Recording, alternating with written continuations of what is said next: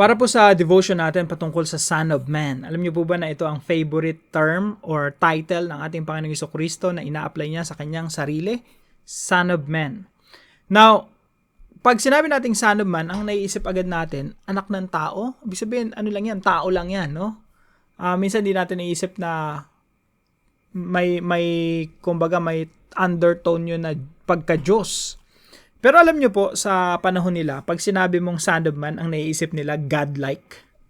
Parang, nung panahon kasi nila, Prophet Daniel, hirap silang i-grasp yung idea na merong Son of Man na sinasamba, pinaglilingkuran ng lahat ng mga bansa, naglilingkod sa kanya lahat ng mga bansa, pero hindi pa siya yung God the Father, yung the way we understand it, yung God the Father. Ang understanding nila, Messiah yun. Now, para sa atin po, mas malinaw na kasi nating nakikita ngayon kasi kompleto na yung Biblia.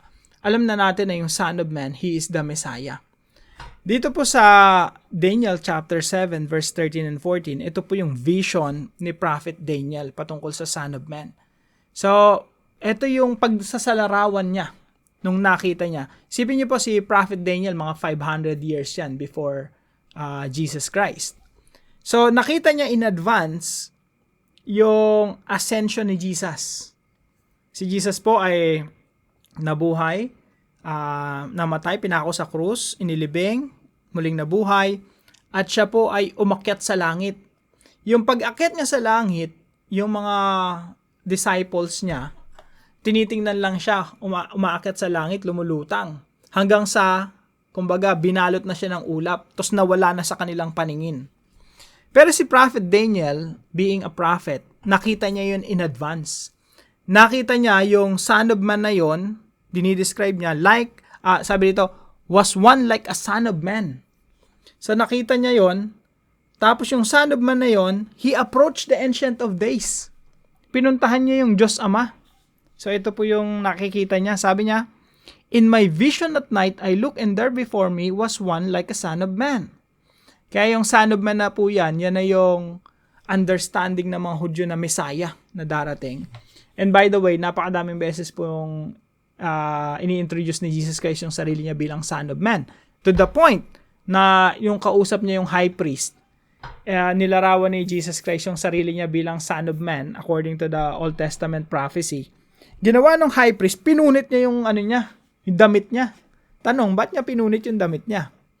Pinunit niya yung damit niya kasi sa sobrang yung pagkakasabi ni Jesus Christ na yon, para sa kanya parang that's blasphemy. Parang kalokohan yan, kasinungalingan. You're not the Son of Man. Yun yung implication nun. Kaya pinunit niya yung damit niya eh. Sabi niya, hindi na natin kailangan pa ng ibang patotoo na sunungaling tong tao na to. Siya na mismo yung nagsasabi na siya yung Son of Man. Bakit hindi matanggap ng high priest? Kasi nung sinabi ni Jesus Christ na siya yung Son of Man, ibinabalik ni Jesus yung mga audience niya, yung mga kausap niya, sa panahon ni Prophet Daniel. Dito, particularly dito sa Daniel chapter 7 verse 13 and 14.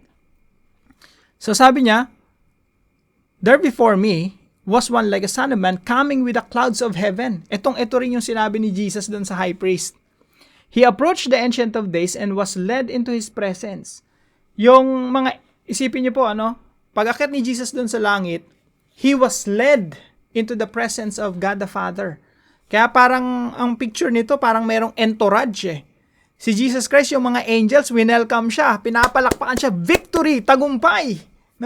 Sa mission ng ating Panginoong Jesucristo. Tapos ipinarada siya ng mga anghel doon sa kalangitan. He was led into the presence of the Ancient of Days, God the Father. So merong victory parade, may tagumpay na parada na nangyari sa langit. Isipin niyo parang ipinarada si Jesus doon for His coronation. And then sabi dito, He was given authority, glory, and sovereign power. All nations and peoples of every language worshipped Him. His dominion is an everlasting dominion that will not pass away, and His kingdom is one that will never be destroyed.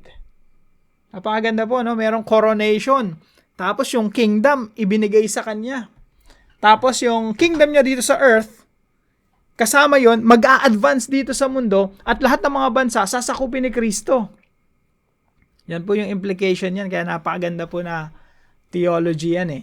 Yung Son of Man yan, hindi yan basta anak lang ng tao, no? Parang anak ng tatay mo. Hindi ganun eh. Yung Son of Man, sobrang lalim ng hugot sa Old Testament eh. Na to the point na yung high priest, pinunit niya pa yung damit niya bilang pagproprotesta sa sinasabi ni Jesus. So ano pong implication yan? Jesus Christ is the high king in heaven. Jesus Christ is the divine king. At the same time, He is the suffering servant. Kaya po dito sa devotion natin na ito, in-emphasize natin yung humility ni Jesus Christ. Si Jesus Christ talaga ay nagpakumbaba. Bagamat siya yung Son of Man sa vision ni Daniel, na high and loft, napakataas. Pero si Jesus nagpakumbaba at naglingkod sa atin. Yan si Jesus, yan yung ating master, yan yung ating hari. And sino tayo para magmalaki sa ating mga buhay? Kung yung hari natin nagpakumbaba at naglingkod, sino tayo para maghari-harian at sabihin sa ibang tao na paglingkuran niyo ko? At magmataas tayo sa buhay. So I hope may matutunan tayo dito sa devotion natin na ito at maging humble tayo, magpakumbaba tayo. Tayo maglingkod at tayo yung pinaka-humble dapat, no? Tayo nagpapakumbaba. Alinsunod sa patotoo at klase ng pamumuhay ng ating Panginoong Jesucristo. Yun lamang po, pagpalain po kayo ng ating Panginoon. See you po tomorrow 5 a.m. dito sa ating Daily Devotions.